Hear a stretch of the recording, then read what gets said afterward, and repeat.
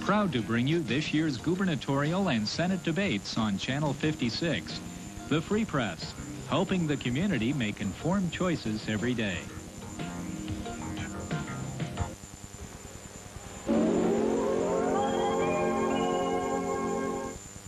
This program is made possible in part with a grant from Citizens Insurance Company of America.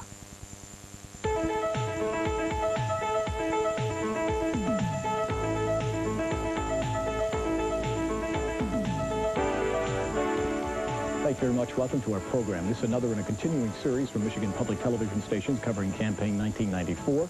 And tonight we look at the U.S. Senate race, and we have the 5 candidates with us, and they are... Spence Abraham, Republican Party. Bob Carr, Democrat. John Coon, Libertarian Party. William Roundtree, Workers' Will Party. Chris Wege from the Natural Law Party. Gentlemen, welcome to our program. It's a pleasure to have all of you here. Mr. Carr, let's begin with a question. First of all, to our audience, there are no rules for this debate and no time limits on responses. I think they probably should know that as we begin. Mr. Carr, what did you think of that commercial that Mr. Abraham ran against you, implying that you're Don Riegel and Don Riegel is you? Well, I think it was all tricked up, and people see through that. The fact is that everybody knows that Bob Carr is his own man. I think that that's very cynical advertising that Mr. Abraham and his media gurus have used. People understand that there are real issues in this race, that there are ads that we can air that will mean something to the voting families of Michigan, the working families of Michigan, the people who are working hard and playing by the rules. Those ads don't help anyone. Do you apologize for that ad? No, Tim, we're fighting for Don Riegel's seat in the U.S. Senate. I think it's important that people know that Bob Carr, just like Don Riegel, cast the tie-breaking vote for the president's huge tax increase. I think it's important they know that they both supported the president's health care plan to put federal bureaucrats in charge of our health care system.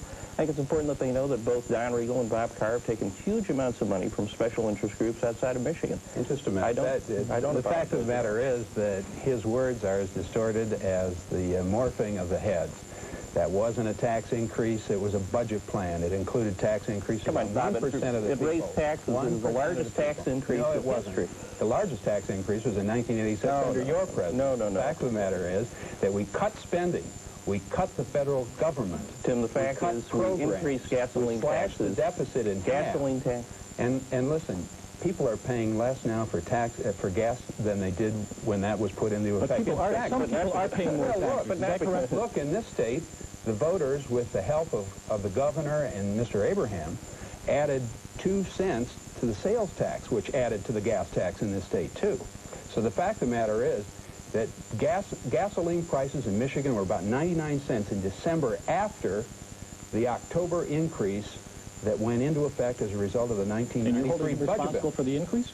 No, but what I'm saying is that people aren't paying any more in gas taxes than they did before that went into effect. But I'm glad that Bob's just acknowledged that he would have supported an increase in the income tax in this state because that was the option to the sales tax. But the fact is his tax increased taxes at the pump 4.3 cents per gallon. But people are paying less today than they did. I think the people want solutions. I think they want to stop this bickering. I think this bickering is what's led to gridlock in Washington, D.C. What's wrong with this? What's wrong with this? This kind of bickering is de-energizing the whole process. It's making people get tired of politics. It's why the American democracy has less people participating in it than any other democracy in the world. Is this a spirited debate on the issues? I think there's other ways to debate the issues, and I think people should, I think you've given us a forum where the third parties can bring up their ideas, but I think that people are asking for new ideas.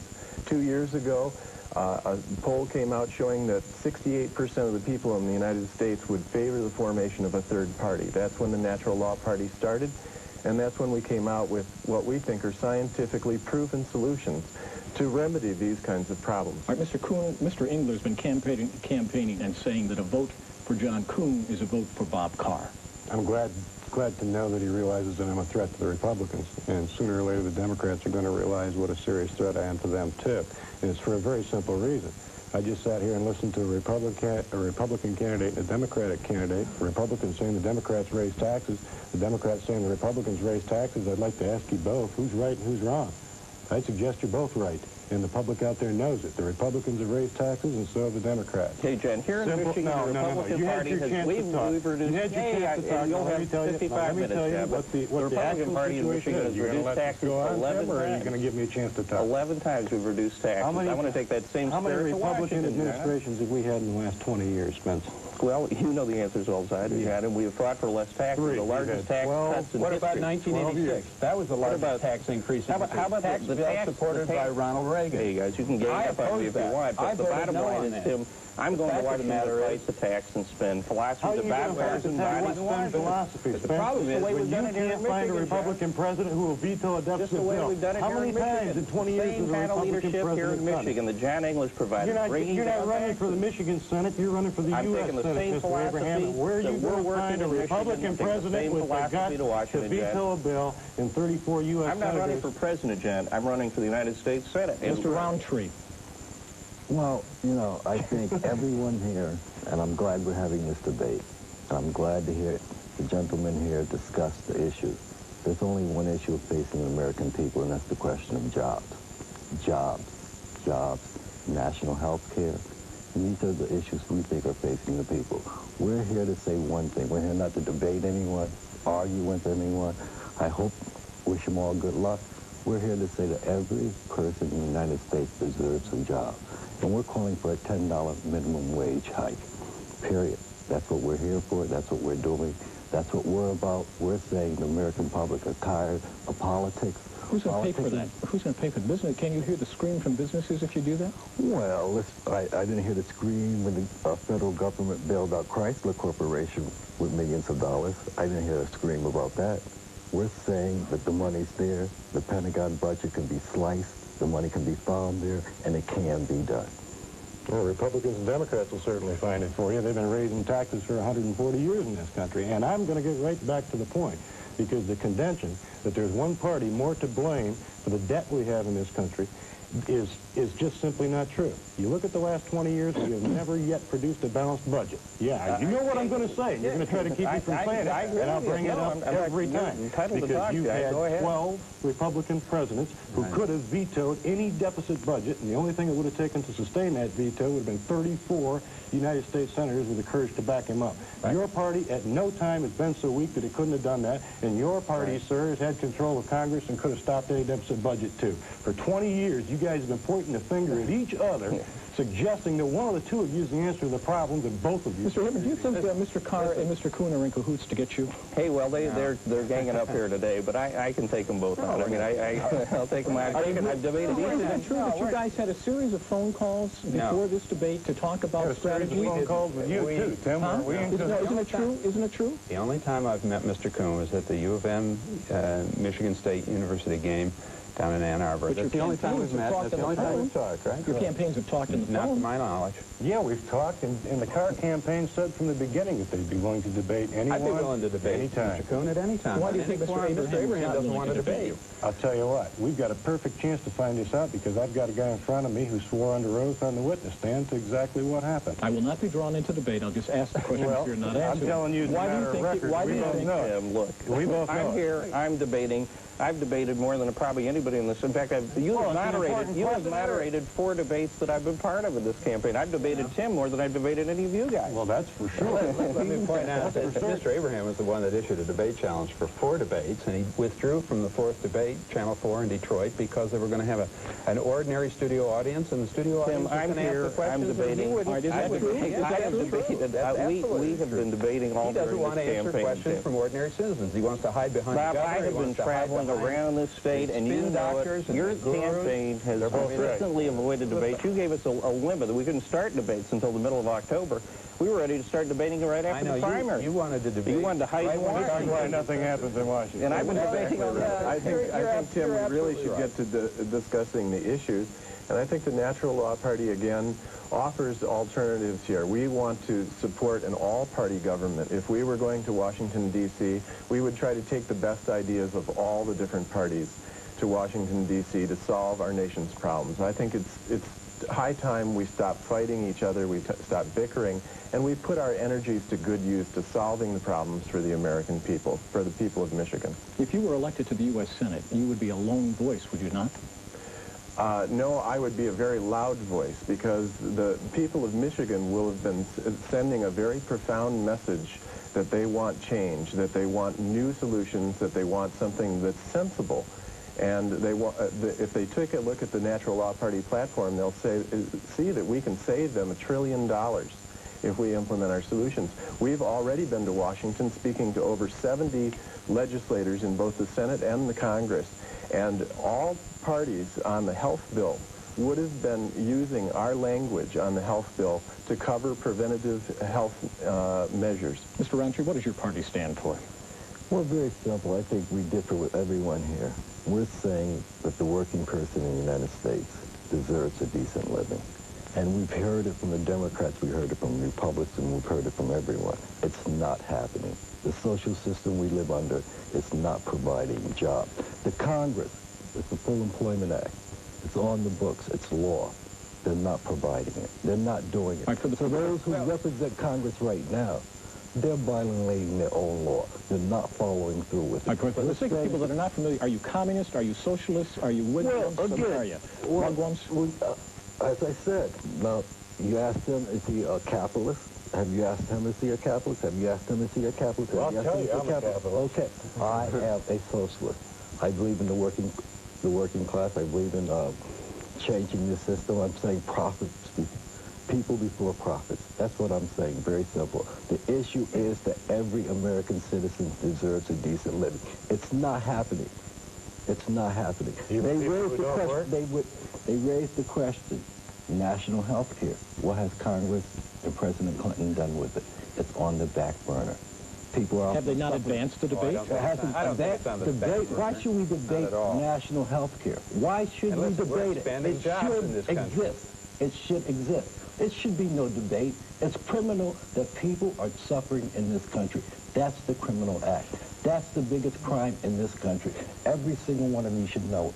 And I don't think any of you are against it. I don't think you're against it. The question is stop debating and do something about it. Mr. Coon, do you have a solution to the problem? Do you give the president any credit for the state of the economy right now today?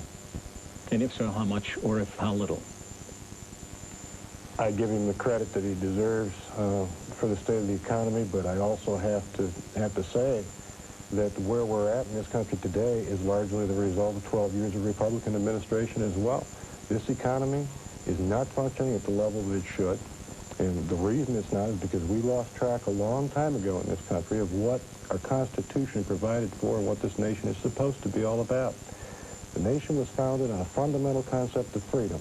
And it does not mean a job for everyone. It means a job for everyone who's willing to work. Hold it. No. It does mean a job for everyone. Tell me, if you're born, you should have a job. If you come into this world, you should have a job. Don't tell me people shouldn't have a job. That's the most ridiculous statement I ever heard. Everyone should have a job. We need jobs for everybody. I got these two agreeing. We don't need a job for everyone. We need a job for everyone who's willing to work. Well, we need to have people willing to work and people taking responsibility. But we need opportunities for those people if they're willing to take the responsibility. But we've got to reform welfare. What's that word you just used? Responsibility? Absolutely. We have to have responsibility in our government. For a living? Yeah, absolutely. And so does everyone automatically get a job, or only those who want to accept demand that people work? Mr. Coon. What do I have against welfare? We need to demand that people go to work. We need to provide them with jobs in an expanding economy. We need to make sure that we have an expanding economy. Mr. Carr, if every politician who ever promised a job had actually delivered one, every one of us would have 3 jobs. You're looking at the one. dog would have to have a job. Well, if every politician who promised one actually delivered, how many jobs have you promised? I have created 22,000 jobs in Michigan. There is no government employee in this country who has ever created a job, Mr. Carr, and you know it. No, a real person out there with real capital with a real idea. Give me a break. Referee, give me a break. The fact of the matter is, while these gentlemen have been talking, I've been in Washington doing things. And I brought money and projects here to this state for private sector jobs. These aren't public jobs. These are private sector jobs, creating roads and bridges. Let me ask Mr. Abraham. 22,000 jobs. I created 22,000 jobs. Gentlemen, time call. Tim, you're the ringmaster. I understand. Well, I want to ask you a question. How much credit do you give to the president for the state of the economy? Well, very little. I think the problem we have, 73% of the American people right now said that they're very insecure about the economic conditions down the road, and I'm very worried about the new direction. Just yesterday we saw that the president, his budget director, have a new secret plan that apparently would either raise taxes by eliminating the home mortgage interest deduction, by eliminating deductions for state and local taxes, or, on the alternative, start cutting Social Security. This is a secret plan, just like the secret plan they had back in the 1992 campaign. Already going to follow George Bush's plan. Can I respond to that, Tim? Wait, I am, Bob. Go ahead. And I am very worried about that. If that's the plan, if we're going to continue, that's exactly what we did in 1993, and I think what we need is somebody Isn't it true what the president said was it's not a plan, but it's stuff that's under consideration, yeah, it's which is a little different? Well, in 1992, he said we did a middle-class tax cut, and in 1993, we got a huge tax increase. I think that, like in 1992, we've got so something on a number from 1 to 10, the president gets how much credit for the economy? A 2? 2 or 3, yeah. Right. Listen, let me respond to that. In the word processors at OMB, under the Reagan administration, the Bush administration, and the Clinton administration, there are option papers that say what you can do in terms of the deficit if you cut all kinds of things that we're not going to cut. I remember back in 1986, there was an option paper under the Reagan administration that said get rid of the mortgage interest deduction.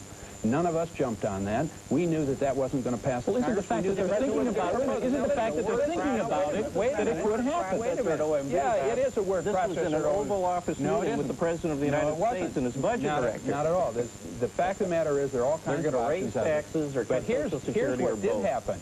In front of the United States Capitol, with senators and congressmen, Spencer Abraham took an oath and a pledge to Phil Gramm and to Bob Dole to turn us back to Reaganomics, to trickle-down economics, to Voodoo 2, where they promised to increase spending, cut taxes, and balance budget all at the same time. I remember in Michigan when we were packing up into U-Haul with bumper stickers saying, turn out the lights when you leave Michigan. All right, do you plead guilty to Voodoo 2? Absolutely. I absolutely believe what we need to do is to cut spending and taxes in Washington. That's what I'm going out there to fight. Bob says he's for a balanced budget amendment in Michigan. Now he's criticizing the idea of a balanced budget. No, I'm not. I think the budget, as we said earlier, it hasn't been balanced in 25 years. I intend to go to Washington to fight for one, and I think the pay of congressmen ought to be cut 10% every year. They don't balance. Mr. Wege, please. The question was, do we give credit or blame to the president for the current economic situation? I think the American people are wise to this situation at this point. I don't think that the credit or blame goes to the president or to the government. I think the Natural Law Party stands for empowering people, and it's the people in this country, really, that are producing the economy. All the government needs to do is unharness the potential of our people, and that's what Natural Law Party has proven solutions, to unharness the creative potential of our people. Part of your solutions, if I read your documents correct, is transcendental meditation. You want the whole country to just go into for about 30 minutes, or what? No, but I would like to see certain sectors adopting transcendental meditation, especially we could be taking people who are on welfare. You mentioned asking about welfare. If we have those people that are on welfare and need support, then at least they can be practicing transcendental meditation, which has been shown in studies 42 times, that when you get a group of people practicing this technique, you can reduce the violence, you can reduce the tensions and anxieties in society, which are the source of many of these problems. How do you think that plays with the general public that's watching us tonight, having a U.S. Senate candidate saying here he wants welfare recipients to do transcendental meditation? It doesn't play very well. I think that they should look at the... His quote was, it doesn't play very well. It doesn't play very well. Well, it may not, and I'm not a politician. I'm not trying to play to the people, but I'm trying to propose to them scientific solutions. This has been a proven solution. It's not a new... It's a new idea, but it's a proven solution. Do you practice TM? I practice transcendental meditation. Do you, Mr. Roundtree? I'm not even going to comment on that. First of all, proven solution. When the Flint workers went out on strike and demanded that one of the auto companies rehire workers, they did it. And the auto companies caved in and gave those workers, hired 795 workers. And the figure's not right. You want a solution to the jobs solution? It's the workers doing what they did in Flint, going out and telling these corporations to rehire the workers. Workers are working 56 hours a week. They're tired, they're disgusted. The state of the economy, when you talk about the state of the economy in this country, we know what it is. Everyone out there, 39 million people out there know what the state of the economy is. They're the ones who are going to make the decision, and they're the ones who are going to change it. This is what we're saying right now. This is what our party's saying. It's up to us to change the condition. Politicians, I'm not a politician. I don't want to be a politician. I'm not even worrying about being elected. And if I was, as I said before, I would put into law a $10 minimum wage. Right. Mr. Coon, do you think the Transportation Secretary should recall those GM trucks because he says they may be unsafe? Well, I think that the question of product safety in this country is one that's been addressed from the wrong direction for a long time. Product safety is obviously a very important concern. But should he recall the trucks? Let me get to that, because I'm going to answer it. The bottom line is we put our faith in a government agency to determine what our product safety ought to be. And I think we've proven already with programs like Social Security and the House Post Office and numerous other, any federal agency you want to point to, we can point to a program that's not working efficiently. There are all kinds of ways to ensure product safety that don't involve absorbing large amounts of taxpayer So the trucks should dollars. not be recalled? I'm not saying that at all. Well, that's what I'm asking. I'm trying to find that out. I'm telling you that the assumption's wrong, Tim. Well, you believe the trucks are safe then, right? You're assuming that there ought to be a government inspector to determine that, and I'm telling you there are other ways. So it's buyer beware. If you buy a truck that you get into a crash and die, that's your problem. Now you're assuming that some of the people are going to go out there and crash and die in trucks because John Coon doesn't believe that federal bureaucrats ought to be entrusted with your dollars to determine their safety. Carr. Tim, I've been investigating this issue for 2 years now based on scientific crash data. The staff at NHTSA recommended no action. I think the Secretary was out of line, and I'm taking action to try to bring him back into line. The fact of the matter is those trucks are safe. They were produced to standards, and there should be no recall. If they were so safe, why did 150 people die in crashes in those trucks? Well, a lot of people die in crashes in automobiles that have been built to crash standards. The issue is, were the trucks built to crash standards? You can't recall every vehicle that's ever manufactured that was ever in a crash. Loss of life is regrettable, but the fact of the matter is the Secretary was out of line, and I think it's an abuse of discretion. And when he said that General Motors was more interested in sales than safety, he really went out of line. As far as I'm concerned, he just signed up with all the professional antagonists of the industry, and that was wrong. I think the President ought to ask him to step down then? I'd come close to it, because I think that he... Well, why even come close to it? Why don't you cross the line? Well, I'm going to conduct an investigation. I have my staff and then right you're going now. to boot him. Well, you know, there's a process here. We're conducting a preliminary investigation, and later this week I'm likely to launch a further investigation, because I think the Secretary is way out of line. Beyond your subcommittee investigation? What in addition? You're going to ask the Justice Department again, or what? Well, I have the option as chairman of the Transportation Appropriations Subcommittee to order an Inspector General investigation, a General Accounting investigation, and with the help of a couple of other people in the Congress, I can order a Surveys and Investigation Staff investigation. And the chances are good that you'll do all three? Well, I don't know. We're trying to sort through the options. The fact of the matter is we're going to do something.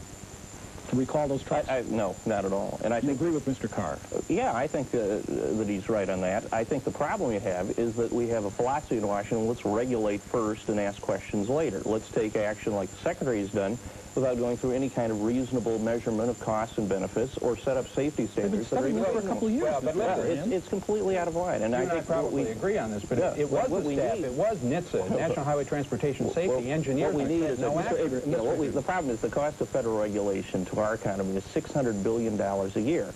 And while a lot of these regulations regarding safety are certainly reasonable, too many are not. And what we have to do to help our economy is to put a cost-benefit analysis on all regulations, not just these.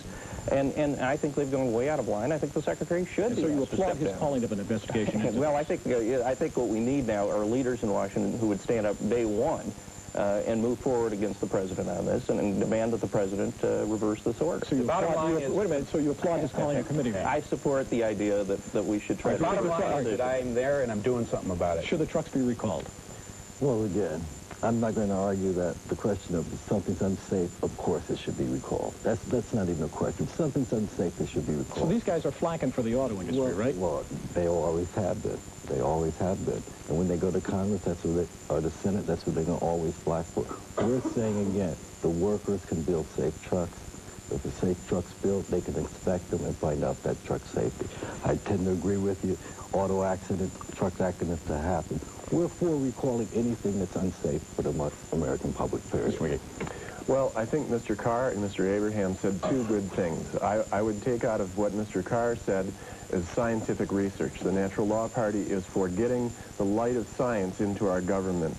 I think the scientific research should be made public on this issue and on many issues. It should be made public and let the public and let the Congress make the decision based on the scientific research. We're all intelligent people. I haven't looked into the subject in great detail, but we're all intelligent people, and the more that we can bring this kind of information out to the public, what we just don't want is for the car companies or any big organizations or associations to be able to pass laws without the people being able to see what's going on. Do you think right now the auto companies have cost-benefit analysis? Just one other thing.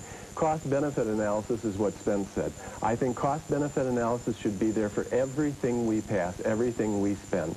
$30 billion was just spent on crime. There's not a bit of shred of evidence that what they're spending that $30 billion on is going to solve our crime problem. That's the kind of thing, I think that should be made public, and it'll be to their advantage in Washington, D.C., our advantage in Washington, D.C., to have our representatives at least a week ahead of time when they're going to vote on $30 billion that we're going to spend. That should be made public, and they should have input from the public to our representatives, and our representatives should have ample time to check out these subjects before they make a decision. Mr. Abraham, if you were elected to the U.S. Senate and Ollie North is elected to the U.S. Senate and there's a move to block him from being seated, how would you vote? I would vote to seat him if the people of Virginia vote for him. Would you? Yeah, I'd vote to seat him if he were elected, but the fact of the matter is, Mr. Abraham really has a connection to Ollie North. They share the same media consultant. So what? And so, well, it seems the same phone company, too. It seems to me that Spencer Abraham and Ollie North are out of the same cut of cloth, and I'm sure that... Oh, are you accusing me of having lied to the American people now? Well, pretty much. Your distortions about what's going on in Washington... yes, I said the taxes are going up, which is right. I've said spending's gone up. You've been in Congress. You didn't tell about the taxes that are going down. You didn't talk about the 41,000 Michigan businesses who had a tax cut. No, what I want to talk about are the people who are paying higher taxes. Middle class You told people the other day that I voted for CAFE. I voted against CAFE. You voted to create it, though. I don't know whether you don't know. You voted to create it. No, I didn't. No, I didn't. I voted against... 4 separate times. I voted against CAFE. I've got the bill in to repeal CAFE, corporate average. Did you misinterpret that vote? The fact of the matter is, 4 times for its creation back in 1975. Either Spencer doesn't know the truth or he doesn't want the people to know the truth. All right, on the Ollie North issue, if elected, would you vote to make sure he is not seated if he's elected? Of course not. If he's elected, I would vote to seat him. And I just want to expand a little bit on the topic I was just hearing discussed. I don't know about what you tell the people about Bob Carr's record, but I know that you took credit for causing this debate to happen today. Right. I know you've been telling people you're pro-gun, that you won't release your National Rifle Association. Is that not true, that he takes credit for this? You were on the witness stand. You keep bringing that up, Mr. Coon. I don't wish to talk about this. I bet you don't, but you're right here. Well, shouldn't he get credit for arranging this debate and getting all 5 people here? Getting all 5 people here? All right, Tim, you just opened up the can of worms. Tell me why I wasn't here and why I was offered the back of the bus. The question was, is it wrong for him to take credit? Is it wrong? It's consistent.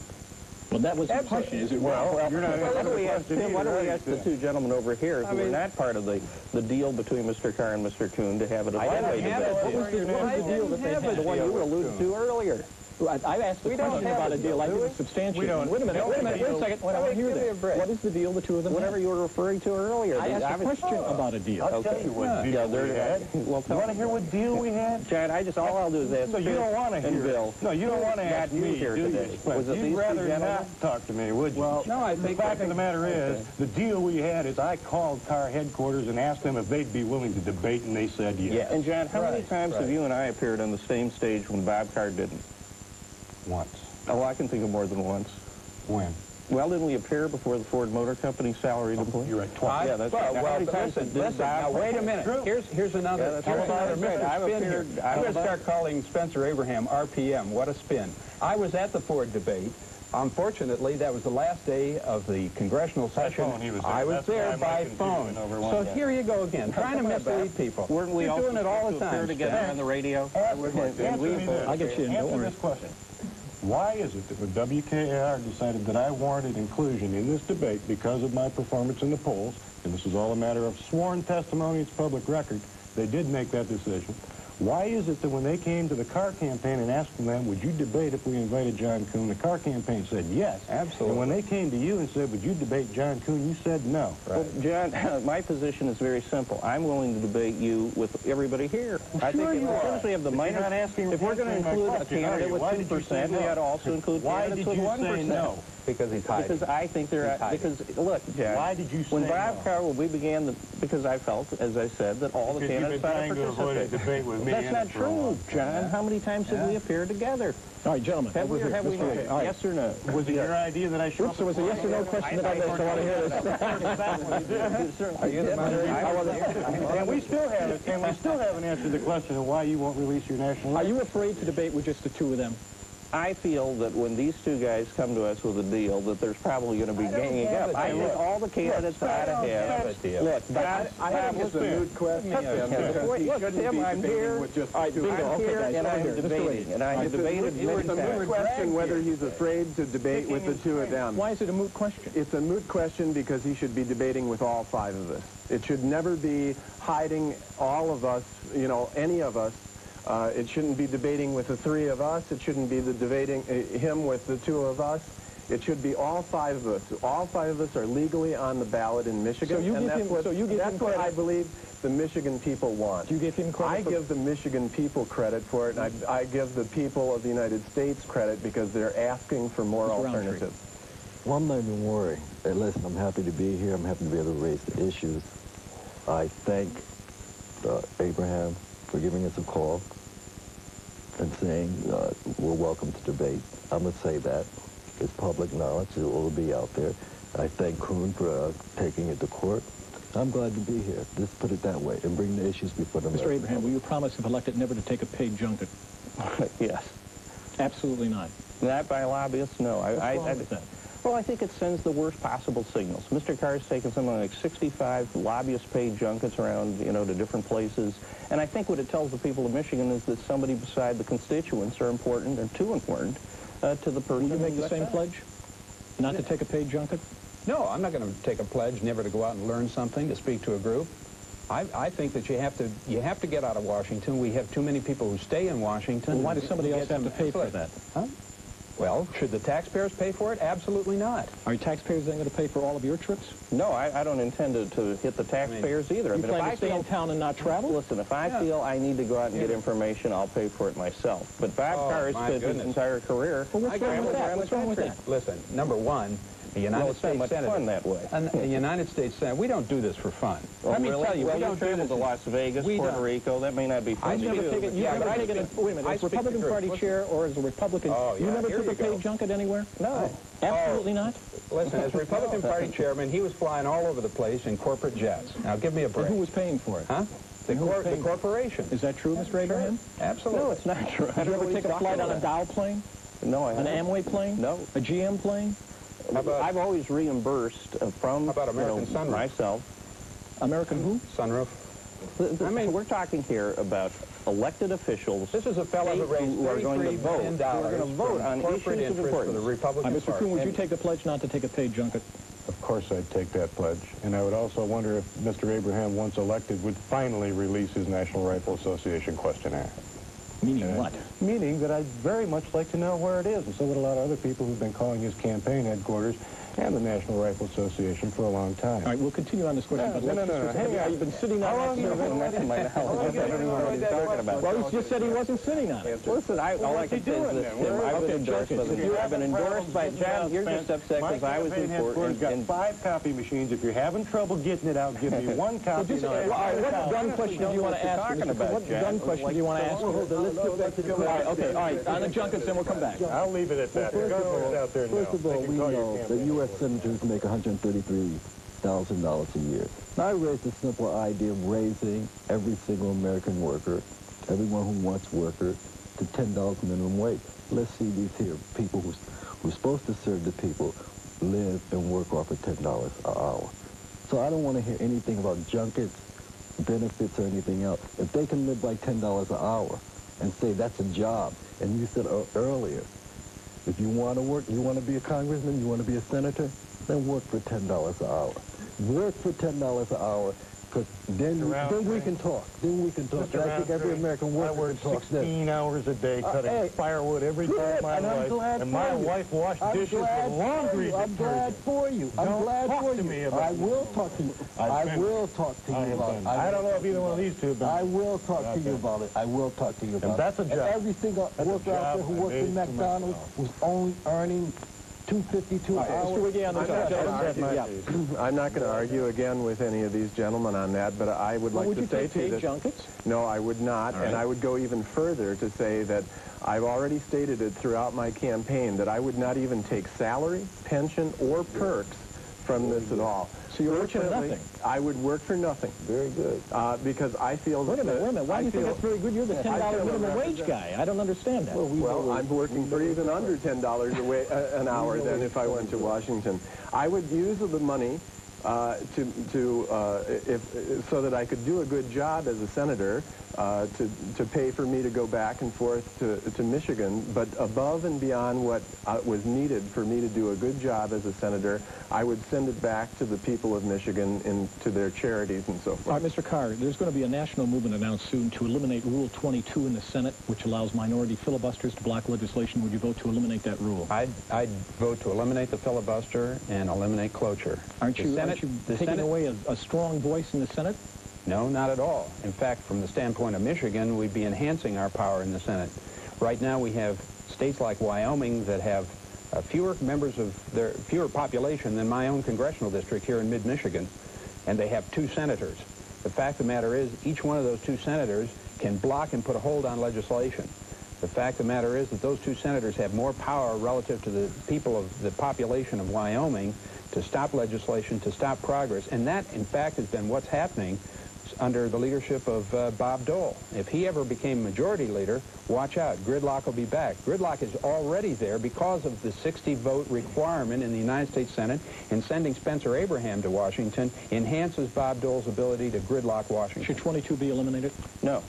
And I think it's interesting to hear Bob Carr talking like he's a congressional reformer. He's served in the House. Oh, yeah, you really are. I've been a congressional reformer every year I've been there. He's been in the House of Representatives since 1974. And a congressional reformer every one of those they years. They have consistently voted to enact laws for all the rest of us, but not for themselves. And I voted to apply those laws to us. Yeah, how long ago was that, Bob? 4 weeks ago, huh? All the time I've been there. Oh, yeah, like, voting and fighting. The Ethics in Government Act? I found... Did you vote to exempt yourself from the Ethics in Government Act? Listen, before.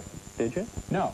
When we... You didn't vote to exempt yourself from the Ethics in Government. Stop your spinning here. Well, I'm speaking. The fact of the matter is, before there ever was an EEOC for Congress, a few of us, including Bob Carr and Mo Udall and Pat Schroeder and a few others, formed a voluntary police dog, watchdog agency so that employees of the Congress would have EEOC rights. All right, what's right with Rule 22? Doesn't it block majority rule in the Senate? Well, no, because you have open debate. If people are successful in persuading people... But you have to get 60 votes to do that. That's not a simple majority. Well, look, these are important issues going before the United States Senate. So gridlock is an appropriate thing to have in the Senate. Look, in the United States House, they have a Rules Committee that decides what can and can't even come to the floor. I'm not talking about the House. I'm talking about the Senate. Is it appropriate that 60 votes be needed? Because you have open debate on those issues. All right, how do you feel on Rule 22?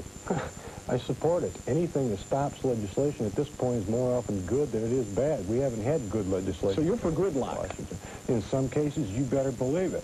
You better believe I am. Look, we have a problem. I thought the American people were fed up with gridlock. The American people are fed up with irresponsible government, and that's what gridlock's not irresponsible? Listen, Tim, the American people are delighted. Wait a minute, hold it. You two guys just had a chance to beat each other up, and all I'm trying to do is say you're both Mr. Coon, Mr. Coon, let him speak. Let him speak. Mr. Coon? Look, we've had a problem for a long time in this country. The problem is called irresponsible federal government. Anything right now that helps block legislation most often helps and it doesn't hinder. The only way we're going to solve the problem in this country, the only way it's going to happen is to send a message to those 2 major parties that have controlled this country for 140 years. That message has got to be that if you don't start providing us with responsible legislation, we're going to start electing people who will, and it doesn't matter Mr. Roundtree on Rule 22. Okay, thank you, sir. What? I'm going to agree with this last part of his sentence. We're saying government has to be responsible to people. pass legislation. Is doing nothing being responsible? They haven't been doing nothing for 140-something years. And well, aren't the people fed up with that? That's right. Well, then you're just taking a position to continue. No, I didn't just take this position. Well, if you agree with him, that's what I heard him say. You didn't hear him say that. I said, listen to me. And the last part of it said that we're sick and tired of government not passing legislation that's responsible to the people. And that was his last remark. And that's what I'm saying. All right. Okay, I think the people, from this debate, the people can even know what they're going to get from Washington. Every time the Republicans and the Democrats start speaking, they start into this backbiting and at each other. And what the American people want is solutions to their problems. The Natural Law Party went in the last 2 years and spoke with 70 legislators. I spoke about this before. They went on one day and they spoke with Newt Gingrich, who is arguably one of the most conservative in the House of Representatives, and they spoke with Tom Harkin later that afternoon, who is arguably one of the most liberal senators from Iowa in the U.S. Senate. And both of those people agreed to our language covering preventative health, preventative medicine. Why? Because it was a universally acceptable solution to the problem that we're facing in healthcare. And the Natural Law Party is proposing more and more solutions which are universally acceptable to the wide range of people. When you have those solutions that are acceptable to people, nobody's going to argue. If I propose that solution to these gentlemen, almost all of them would agree to that solution. So nobody's going to argue with it. That's how we get away from the arguing. We go to more universal principles. That's what our founding fathers were talking about when they said, we want to form a more perfect union. We are not going to form a perfect union, but we're going to try. And in order to do that, we go inward. We go to those inalienable principles that are there for all of us to enjoy. So that's what the Natural Law Party is proposing. Solutions that all of us can be happy with. Right, solutions that are going to solve all the problems. Should non-essential welfare benefits be denied to illegal aliens who come into this country? I think anyone who comes into this country, be it legally or illegally, should be provided for, pure and simple. This country is one of the richest on the face of the earth. We know this. Everyone knows this here. You walk around this here country, in every store, there's food items and clothing. What would you say to the typical taxpayer who might say to you, well, when they you say think the that's typical unfair? Taxpayer, you say the typical taxpayer, the typical, I mean, that wording. The way you word it. What if somebody who disagreed with you said to you, look, I don't want my tax dollars going for somebody who doesn't belong in this country? Well, I would say to them, I don't want my tax dollars going to the military to exploit people around the world. Very simple. I say I would want that tax dollar to go back to providing for people around the world. Sir, how would you vote on that proposal? Well, our forefathers said that we, like he was just saying about common defense, our forefathers said that we're here to provide a common defense for the nation. So, Natural Law Party is for going slow on dismantling defense, but we have... The question was on welfare benefits to illegal aliens. Oh, welfare benefits. Well, I think that, we should be spending... you have to get to the source of that problem. Why do we have illegal aliens? It's because they're quality... Before you get to the source, the issue is, should they get the benefits? I think we should be spending... in order to eliminate that problem, I think it is a problem. I don't think that we should be, but I think that eliminating the problem means that we need to go to other countries and help support them to develop a good quality of life in those countries, because I think many aliens in this country, legal or otherwise, love their land. They don't necessarily want to come to the United States. They love their lands, and they'd like to go back and live in their lands and have a good quality of life in their lands. So I think that's what we should do to solve that problem. I would not only vote for the measure, I would co-sponsor it. I would do everything in my power to get it out of committee. I would go out and actively stump for it. What have you got against aliens? I have nothing against aliens. Part of what made this country great was the stream of immigrants that we had to this country, and more importantly, what brought them here and what they did when they arrived here. They came here to this country for the opportunity that it offered, And they came here, many of them, with very little to start with. They worked very hard, they pulled themselves up, and they made use of the opportunity that existed in this country. Those are the kinds of people that we need to add to our society and don't hurt us at all. The problem we have today, the reason we are starting to see problems with immigration is because of the fact that we have the dole openly available to people, and that's the kind of people we're beginning to attract. Bees are attracted to nectar, and flies are attracted to something else. And if we're starting to draw flies in this country, there's a reason for it. Did you just call aliens flies? I just call people who come to this country or anywhere else to get on the dole and exist off other people's money exactly what they deserve to be called. Mr. Carr. Of course, I'd support a cutoff of non-essential welfare to illegal aliens. Furthermore, I've introduced a bill to require that our president negotiate treaties with countries all over the world to send illegal aliens who are in our prisons back to terms of service in their prisons and freeing up our own prison space. We're spending $1 billion a year housing illegal aliens who happen not only to have broken the law to come here in the first place, but they've broken some other law, gotten caught, convicted, and they're in our jails. They're taking up prison space that we need in the fight on crime. Why have you waited until now to do this if this problem's been evident for over 20 years? No, I did it. Well, I don't know that it's been evident. Well, illegal aliens have been coming into the country for years, have they not? Well, but the facts on the illegal alien population of our prisons was just made No, public. I'm talking about the problem in general, not the prison problem, but the people coming into California and Texas and people like that. Why'd you wait until now to take this position? Or you've been fighting for it before? I've been, sure, of course. Mr. Abraham, your position on Well, I would vote to not provide those services. By the very definition, we're talking about people who are illegally in this country. And look, I'm the grandson of immigrants, and I have a great appreciation for the contribution to this country of people who came from other places. But I believe that that enough is enough. I think you have to draw the lines. And I would also make this point. I'm delighted to hear Mr. Carr say today that he would take this position, but he cast a vote that would not have even prohibited illegal aliens from receiving National Endowment for the Humanities. So he's being hypocritical. I think so. Yeah. Well, I think that's Mr. Roundtree, your point. Because we just cut off 94,000 people here in the state of Michigan off the welfare system. Yep. And they have no way to live. They have no way to live. Look, so we're going to keep cutting and cutting, and this is what's going on in this country right now. 39 million people are being cut off. They can't find jobs. Workers are working 56 hours a week. They had to go on strike to demand that they hire more workers. So your logic is illogical. Well, and that's the simple lie. Well, Mr. Carr, you were just called hypocritical on this issue by your opponent here. Well, I don't, he calls me all kinds of things. He morphs my head with Don Regal. You'd think my first name was Clinton instead of Bob. It's always Clinton Carr, not Bob Carr. He's just a master at spin. The fact of the matter is I've always had a position that illegal aliens should not get anything but essential services like the emergency room or emergency food. All right, Mr. Abraham, do you think the First Lady in this country has become too involved in partisan politics? I think she has First Amendment rights, and she should exercise them as she sees fit. I'm not running for the U.S. Senate to determine what Hillary Clinton's role ought to be. Do you think the role of the First Lady should be as expansive as she has made it? I think every First Lady makes their own decision. I don't really have a position on what her role ought to be. You're comfortable with her role? All First Ladies have a role to carve out, and everyone does it a little differently. Nancy Reagan or Michelle Engler. Do you applaud this one, though? Sure. Do you?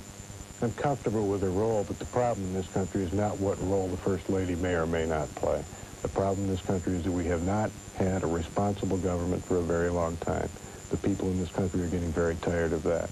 Both the Republican and the Democratic parties have both had a hand in creating it, and in spite of all the finger-pointing, they're both to blame. The only answer we're ever going to see to that problem, in my opinion, is to provide some real competition so that we start to get responsible government out of them, and that's what this election's all about, giving them some real competition. Well, truthfully, I'd like to see a woman president, so she should have ran for office. So you think that what she's doing now is inappropriate? Well, again, I'm not going to... Hopefully we'll have a first gentleman I would like to someday, see a woman president. Very simple. If she wants to be president, run for president. Me too. And any other woman. But not that one what? Not that one. Oh, you would not vote for her for president? I would not vote for her. How come?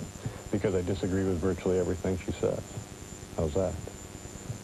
I think she wants to socialize the health care system in this country. I think she'd love to raise taxes. I think she'd probably support your $10 minimum wage idea. She should socialize health care in this country. You should vote for her. I wouldn't. Well, you know, again, as Spence said, she has her right to free speech. The Natural Law Party has fielded over 30% of its candidates in the last 2 elections are women. So we strongly support women in politics. But again, you know, in a non-political position, I would rather that the nation's focus of attention was on the president and how he feels about health care or the other issues that she's concerned with, more than on what, you know, than her taking the forefront of it. And I would, you know, I think that if he stands so strongly for these issues, or for, he should be taking the forefront. Do you think she's crossed the line, that she's gone too far? Just a yes or no would do. Well, it would do, but I think, you know, it's up to her to decide what she wants to do, but I think that our leaders who are listening to her, whether Congress should be spending a lot of time, you know, focusing their attention on her, rather than focusing their attention on what Bill Clinton is trying to do, or, you know, if she wants to take another position as an advisor on some of these things, you know, then she's welcome. But okay, Mr. Coon, what's the difference between Mr. Carr's 20 years in Congress and Mr. Abraham's extensive campaigning as, excuse me? 18 years, excuse me. and Mr. Abraham's extensive career in Michigan political politics? What's the difference? Mm-hmm. Well, obviously, is there any? Obviously, there are a good many differences between their 2 career paths, but the careers have been essentially the same. Are they both career politicians? I would certainly say so. I don't think that either one of them could legitimately say that they're not. And I'm not saying it's necessarily bad that they're career politicians, but I would say that we've had some pretty bad career politicians in this country. Well, aren't you? You're for term limits, aren't you? Sure. Well, that gets rid of career Mr. Abraham is for term limits too. And I don't think. Well, you do have something against career politicians. If you're for term limits, sure. Well, then which is it, Mr. Coon? You just asked me if I would term Spencer Abraham a career politician. I said yes. Now you're asking me if term limits should apply to him. To what? Republican Party state chair? All right, you both plead guilty of being career politicians, Mr. Abraham? Look, Tim, there's no doubt I've been involved in politics for a long time, and I fought, the measuring stick is what have you fought for? Here in Michigan, I fought for less taxes, reducing the size of state government. But what's the difference in between your career politician and his? You've made an issue out of that in the campaign. Well, the difference is he's actually been in the Congress of the United States voting for higher taxes, voting for more spending. Since he got there in 1975, the federal deficit's gone from $450 billion to $4.5 trillion. You hold him accountable for that? I was there under proposals to increase the deficit by Republican presidents. He wants to ignore that. Well, if your record, you're the one running here for the United States Senate. No, listen, no Republican president ever proposed a balanced budget. And neither did you. I voted for a balanced budget. You talk about it. I've actually been there and I voted for it. Because I'm committed. You say you're for a balanced budget, but last year alone, the national tax last year alone. Listen, last year I voted to cut the deficit. Last year alone, Bob, the national taxpayers you know that I voted to cut taxes on 392,000 people. Yes, and raised them on all the rest of it. Mr. Coon has on the rest of us, the 1%. You want to support the 1%. Gentlemen, just a second. Mr. Coon has an editorial comment. Yeah, Make this quick so we can move on to the other 2 candidates here. It's pretty simple. Just let me propose something to you. Let me propose that in 20 years we get back a responsible government. And the people once again can pledge allegiance to the flag in this country and get the lump in the throat like they used to. And we have responsible government. What are the history books going to say? Are they going to say that we started to get a change in government on the year that Spencer Abraham, the Republican, was elected with his Shake Up Washington platform? Are the history books going to say we got our change the year that Bob Carr was elected to the U.S. Senate? Are they going to say we got our change in 1994 when the people of this country finally decided to send a message to Washington? Mr. Roundtree. With that. I'm for, there's nothing wrong with having a job, again. The Senate's a job. Have as long as you want. I have no problem with that. I'm very much in favor of term limits myself. I feel that we need more change in the process. I don't think that the process that we've arrived at in the 1990s is at all what our founding fathers envisioned. I don't think they envisioned people taking a career in politics. And I think to say that it's good to have experience, and I think there should be ample time in those term limits. For instance, I think for Congress, the term limit should be a little bit longer than it is in Michigan. I think for Senate it's good. 2 terms, 12 years, that's long enough, really, to get good ideas in. And to say that one person, you know, whoever is elected to the Senate is the only person that should represent Michigan or the only person that's going to have good ideas, it's nonsense. There's so many good people in society.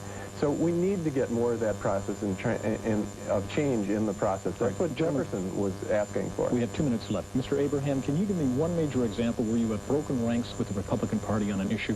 Yes, I would have supported the lobby law reform bill, which was before the Senate. And so blocking that in the Senate was absolutely wrong. I think once it was clear that the grassroots kind of lobbying was not going to be covered by that bill, it was wrong. Do you hold Bob Dole accountable on that? Well, whoever voted the wrong way... Well, he was leader, right? Huh? He was leader in the Senate. I just told you how I would vote. That was a case where I'd have broken. Do you believe he has the independence to break with party policy? Very rarely. I think that there's a strong pull on Spencer Abraham to follow the Republican playbook, and Bob Dole and Phil Grant, and what's whatever wrong they with say. That, if that's what his philosophy is? Well, that is his philosophy. I mean, he basically says that. I mean, that's a big difference between Spencer Abraham, who's the doctrinaire, ideological, conservative Republican, and Bob Carr, who's the independent, moderate Democrat. Are you?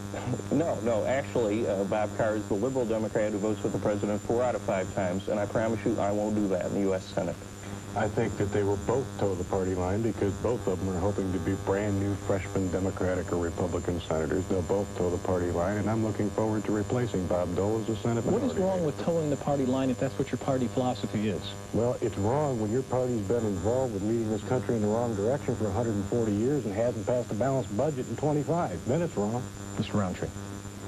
I'm going to comment on that. All right. I'm not concerned with them towing the party line. I'm concerned with people responding to the PAC money that they're getting and the organized money that they're giving. Our party is squarely for taking that out of the process, and if they take that out of the process, we won't have to be concerned about what they're saying. You know, I mean, then we'll be concerned about what they're saying. Right now, it's not so much to be concerned about what they're saying as who is sponsoring them. When we find out who's sponsoring them, then you'll know how they'll vote. Right, quickly around the horn. How would you have voted on NAFTA? I would have wanted to give it a chance. No. Down, I support free trade, but it did more than that. It sold the sovereignty of this country. I voted no on that. I'd have voted yes, and the results are great. Do you concede that the results are good on NAFTA? No, I don't. Hey, I wait. think, Well, you don't have either great. listen. He asked me the question. Well, you're taking away my last 15 seconds here. We've already sold 24,000 cars this year. Is that true? It's good for final last year we assembly. sold It is not good 4,000 for auto a year. parts. It is good for final It'll be good, and assembly. it'll create jobs in It is Michigan. good for final assembly jobs. We have created final assembly jobs. It won't be as good for parts in the long term. Would you vote to repeal it? Well, that's not going to be it. Yes, I would. You would vote to repeal it? Yeah, but it's not going to be Okay, and you would not. No. I would vote to repeal it because it sold the sovereignty of this country. Get real free trade, and I'll support it. All right, gentlemen, unfortunately, you won't believe this. We are out of time. Our thanks to all 5 of you for appearing on our platform for this love-in today. And Friday night on Off the Record, we'll have John Smetanka running for Attorney General against incumbent Democrat Frank Kelly. Till then, I'm Tim Skubick. Thanks for watching, and good night. For an edited transcript of this program, see the Friday, October 28th Detroit Free Press.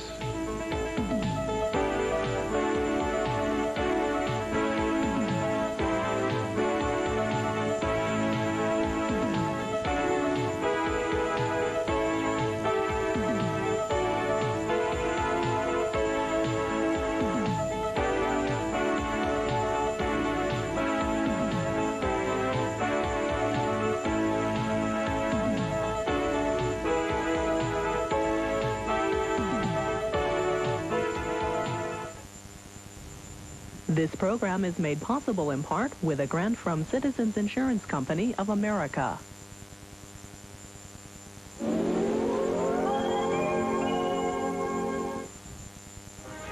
Local broadcast of the U.S. Senate debate is made possible by the Detroit Free Press, proud to bring you this year's gubernatorial and Senate debates on Channel 56. The Free Press, helping the community make informed choices every day.